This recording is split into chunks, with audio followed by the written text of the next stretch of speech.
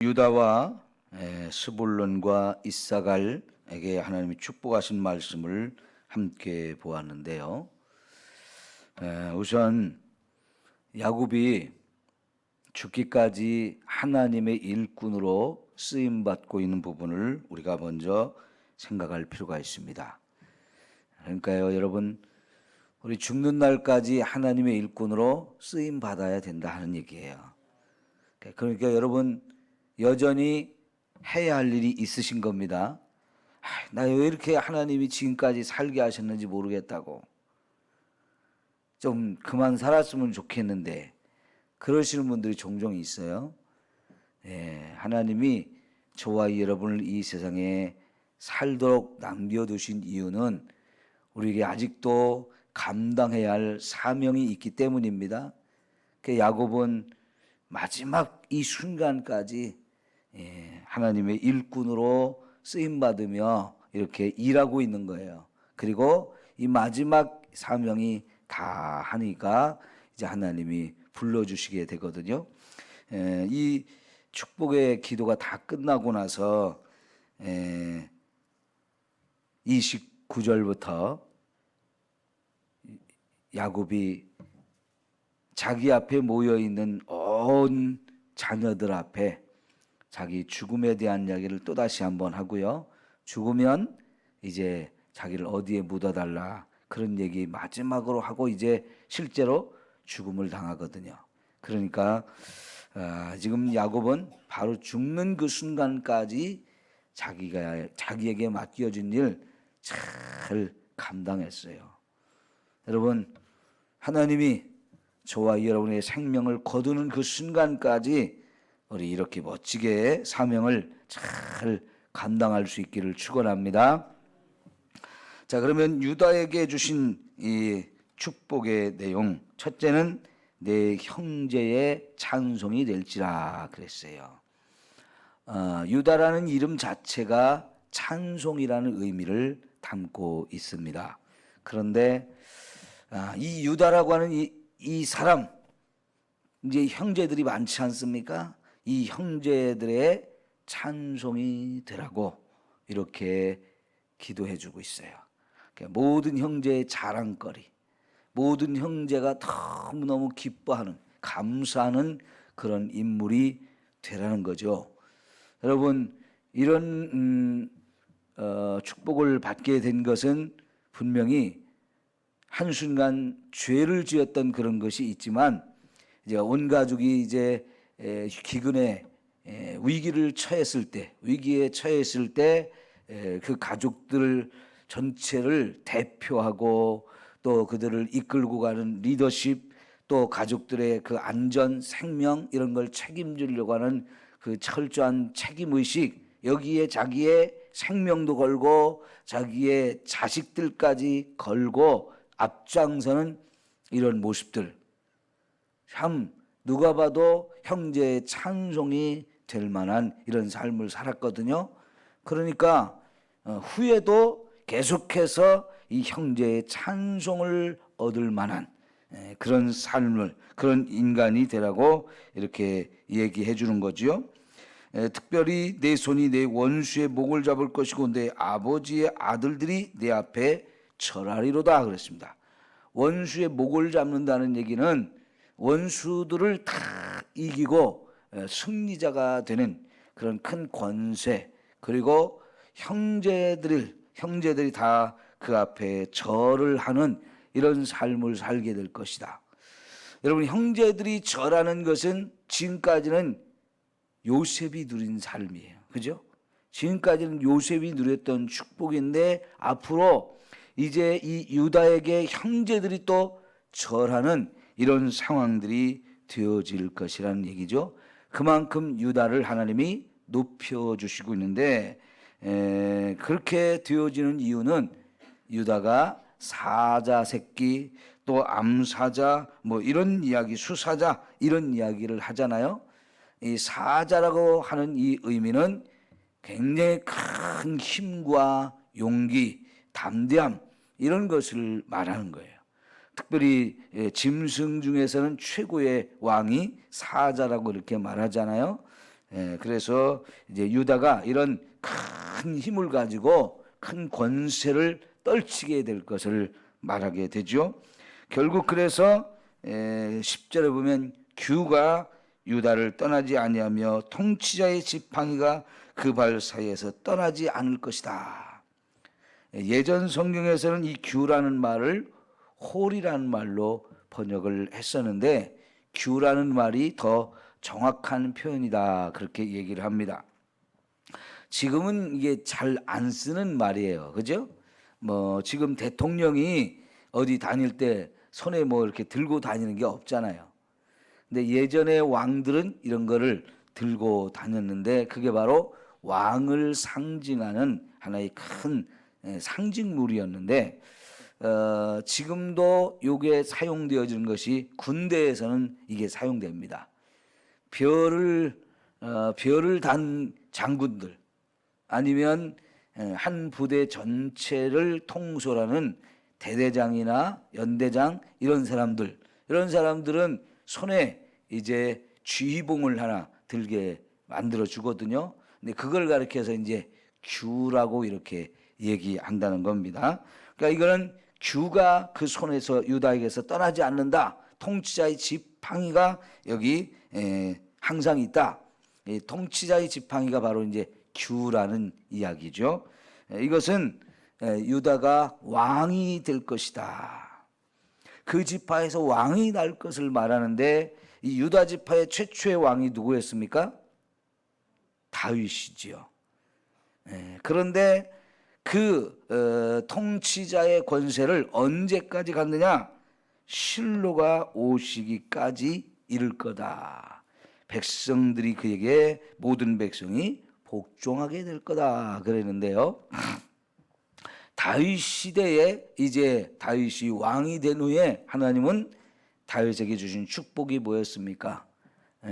내 대를 이어서 내 씨가 내 몸에서 난 내 씨가 계속해서 이 왕권을 이어받을 것을 약속했는데 그 내 씨라고 하는 그 단어가 다윗부터 모든 유대인들이 깨달은 건 뭐냐면 그 씨가 바로 메시아라고 하는 것을 확실하게 깨달았죠. 그래서 여기 실로가 오시기까지라는 이 표현이 실로라는 말의 의미 뭐 여러 가지로 사람들이 얘기를 하는데 가장 중요한 것은 그 실로라는 말이 메시아를 뜻하는 단어다 이렇게 해석을 하거든요. 그래서 결국은 그 다윗의 후손 가운데서 하나님이 온 인류를 구원하기 위해서 보내시는 메시아가 왕권을 가지고 태어날 것을 말씀해요. 그래서 이 다윗의 후손이 계속 이어서 안정되게 왕권을 가질 것을 말씀하고 있는 거지요. 자, 그래서 모든 백성이 그 앞에 복종하는 이와 같은 역사를 이루게 될 겁니다. 자, 여러분, 제가 여러 번 말씀을 드렸는데 지금 야곱이 12 아들들에게 축복할 때는 분명히 요셉이 장자였습니다. 그런데 시간이 지나면 그 왕권을 가진 사람은 유다 지파가 되어질 것이라고 말씀을 드렸죠. 그래서 왕의 권세를 가진 장자, 이거는 유다가 되었습니다. 또 영적인 장자는 레위 지파가 갖게 되어서 그 지파에서 계속해서 제사장 가문으로서 이렇게 섬기게 되어진다고 그랬죠. 그러니까 여러분, 저와 여러분이 장자의 직분을 다양한 의미에서 가질 수가 있는데 그 어떤 것이든 영적인 것이든 왕권이든 진짜 육체의 장자든 그 어떤 것이든 여러분이 그런 장자의 권한을 사모하고 나도 그런 것을 하고 싶다.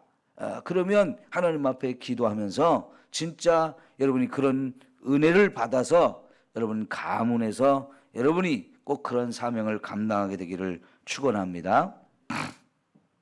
이제 11절부터 12절은 이제 왕권과 더불어서 엄청난 부유함, 풍족함을 주겠다는 겁니다. 그리고 그 왕권을 가지고 세상을 아주 평화롭게 다스리게 될 것을 말하는데요. 그의 나귀를 포도나무에 매며 암나귀 새끼를 아름다운 포도나무에 맬 것이다 그랬는데 여기서 나귀는 평화를 상징하는 거죠. 나중에 예수님이 예루살렘 성에 입성하실 때 타신 것이 바로 이 나귀 새끼였거든요.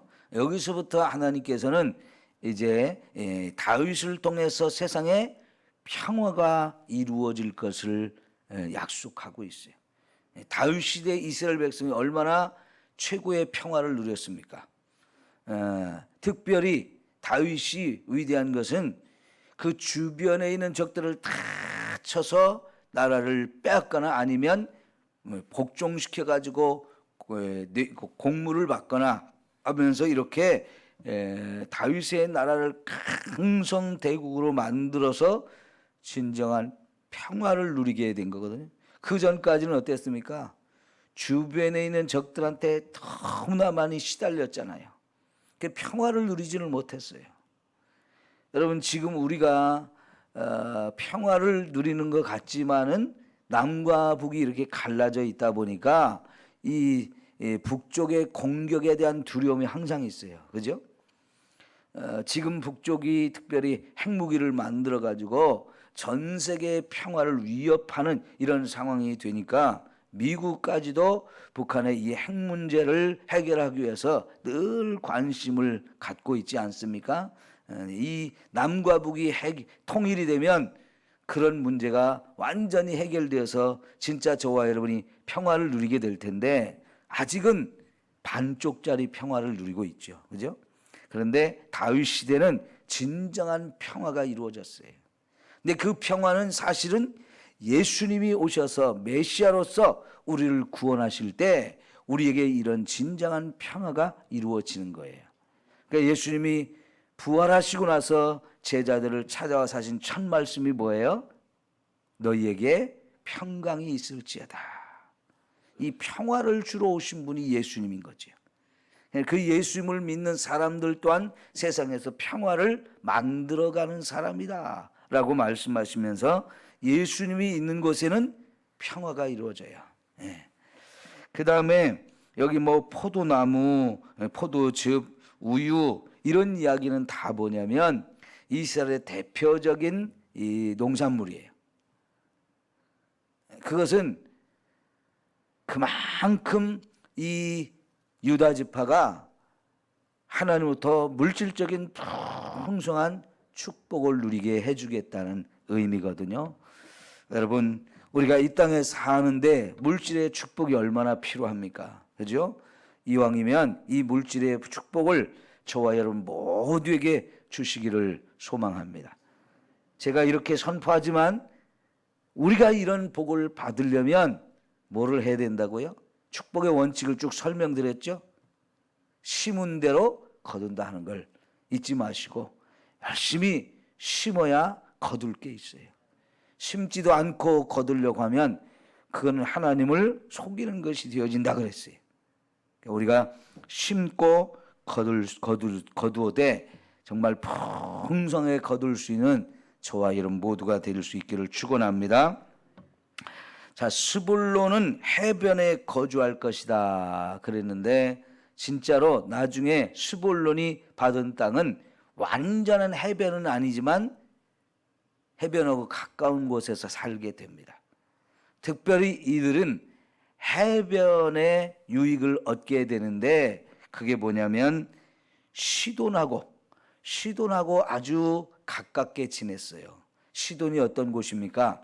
바닷가의 도시 국가인데 그 당시 요 시대부터 이미 해상 무역을 해가지고 국제적인 해상 무역을 해서 돈을 많이 번 부유한 도시가 시돈이에요.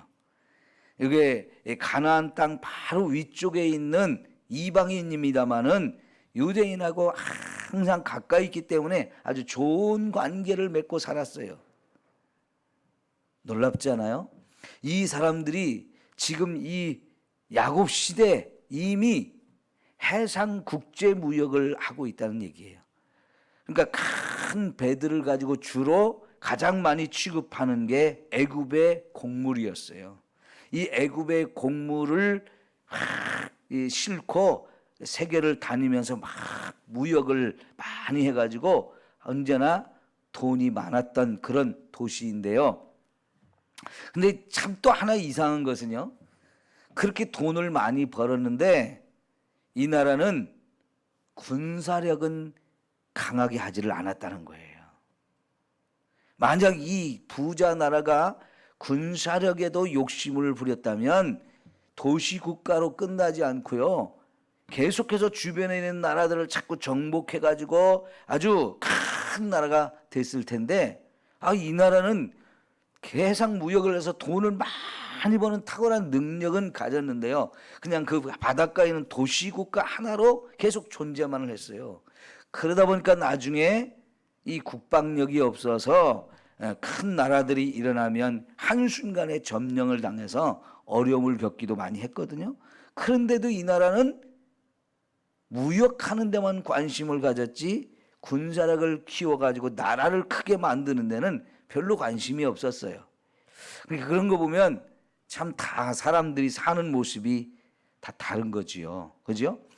자, 그런데 스불론이 바로 그 두로와 시돈과 가까이 하면서 그 해상 무역으로 얻은 그런 것을 같이 누리는 이런 삶을 살게 됐다는 거예요. 자, 그 다음에 이사갈은 양의 우리 사이에 꿇어앉는 건장한 나귀로다. 그는 쉴 곳을 보고 좋게 여기며 토지를 보고 아름답게 여기고 어깨를 내려 짐을 메고 앞제 아래에서 섬기르다 그랬는데, 양의 우리 사이에 있는 건장한 낙이 힘이 넘친다는 얘기입니다. 이 이사갈 사람들 육체적으로 아주 건강한 몸을 갖고 힘이 넘쳐가지고 쉬는 것도 좋아하고 일하는 것도 좋아하고, 그래서 아름다운 토지를 보고 그거를 누리고요. 그리고 어깨에 짐을 잘 지고 가는, 그러면서 또 남에게 복종할 줄 아는, 힘은 있지만 유순해서 남을 또 잘 섬기는 그런 역할을 하는 건데요. 이게 한편으로 보면 유다와 같은 리더십, 지도자 이런 사람은 안 되지만은 또 그 힘이 넘쳐가지고 열심히 땀을 흘려 일하고 살기도 하고, 그래서 먹고 살기에 부족함이 없어 남들에게 잘 또 섬기고 복종할 줄 아는 이런 유순함, 온순함 이런 것도 있는 거죠. 자, 그러면 한번 생각해 보세요. 유다에게 주신 축복이나 스불론이나 이살에게 준 축복이 각각 다 다르죠. 왜 그렇습니까? 28절에 보면 각 사람의 분량대로 축복을 했다는 말이 있잖아요. 이게 다 그 사람들에게 받을 하나님 주신 축복인데 사람마다 맞게 주시는 거지요. 우리는 다 각기 다른 달란트를 가지고 태어났어요. 하나님이 각자의 달란트를 다 다르게 주셨단 말이죠. 그 달란트에 맞게 살면 하나님이 그 속에서 우린 최고의 기쁨을 누리게 하시는 거예요. 여러분, 이사갈도 같은 인간인데 왜 남에게 복종하며 사는 것만 좋아하겠습니까? 인간적으로 생각하면 나도 왕 되고 싶다, 나도 지도자가 되고 싶다, 나도 권세를 누리고 싶다, 다 그럴 수 있어요.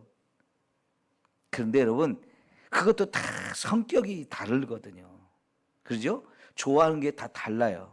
그러다 보니까 하나님이 우리를 창조하신 분이기 때문에 저와 여러분의 기질이 뭐고 우리의 달란트가 뭐고 이걸 너무나 잘 아셔서 거기에 맞게 인도하시는 거지요. 여러분, 우리나라 지금 학생들이요, 공부를 부모들이 엄청나게 열심히 시켜가지고 열심히 공부를 해요. 근데 대학이라는 관문 앞에 서면 진짜 여기서부터 고민이 생겨요. 공부하기는 했는데 내가 원하는 그런 학교, 원하는 학과를 가기가 참 어렵거든요. 그러니까 일단은 들어가고 보자.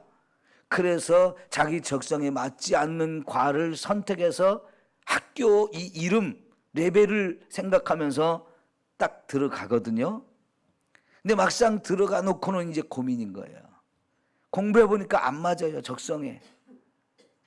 그 아이들이 학교를 다니다가 아유 나 이 공부는 나한테 안 맞아. 이 하기 싫어. 결국은 좋은 학교라고 해도 학과가 마음에 안 드니까 그만두고 다시 공부를 해서 자기가 원하는 학과를 찾아가는 경우가 많고요. 그렇게 좋은 학교, 좋은 학과 나왔어도 직장 들어갈 때 그 전공을 살려 들어가기도 또 쉽지 않거든요. 어쨌든 들어가 두고 보자 해서 또 들어가서 일해 보니까 진짜 재미가 없어요. 그래서 또 그만두는 일이 참 많지 않습니까? 자기가 가지고 있는 달란트, 자기의 성격에 맞는 이런 삶을 사는 것도 쉽지는 않아요. 근데 그런 것을 정확하게 찾아서 이렇게 갈 때 그 사람들이 제일 행복하게 살거든요. 자기가 원하는 일을 하고 싶은 일을 하고 자기가 좋아하는 일을 할 때 거기서 제일 만족 있고 행복이 느껴지는데, 하나님은 우리의 인생을 너무나 잘 아시고 친히 그분이 우리의 인생을 인도해 가신다 하는 거예요. 그러니까 어려서부터 하나님이 내게 주신 비전이 뭔지를 잘 찾아가지고 그 길을 따라갈 때 하나님이 계속해서 인도하시는 길로 가면서 거기서 하나님을 위해서 기쁘시게 하는 이런 삶을 살게 되어지거든요. 여러분, 특별히 우리 자녀들이 그렇게 살아갈 수 있도록 하나님의 인도하심을 잘 받으며 살아갈 수 있도록 기도하시면 우리의 자녀들이 정말 하나님 매일매일 내 삶을 인도해 주세요, 나를 축복해 주세요 하면서 하나님이 인도하신 길로 가면서 가장 행복하고 가장 아름다운 삶을 살게 되어질 줄 믿습니다. 대기업만 들어간다고 행복한 게 아니거든요. 그러니까 대기업 갔다가도 3년 안에 그만두는 일이 너무나 많아요. 아무리 월급을 많이 주고 아무리 사람들한테 부러움의 대상이 돼도 내가 힘들면 못 다니는 거거든요. 하나님이 우리 자녀들을 믿음으로 세워주시고 그 믿음 안에서 각자가 하나님이 주신 이 비전과 달란트 이런 것들을 다 깨달아서 일찍부터 그 길로 갈 때 그 아이들이 거기서 가장 만족하고 가장 행복하고 그래서 거기서 하나님을 마음껏 예배하고 영광 돌리는 이런 삶을 살게 되어지거든요. 그러니까 여러분 지금도 우리들부터 하루하루를 하나님 내 길을 인도해 주세요. 내 생각대로 살지 않고 하나님 인도하는 대로 살고 싶습니다.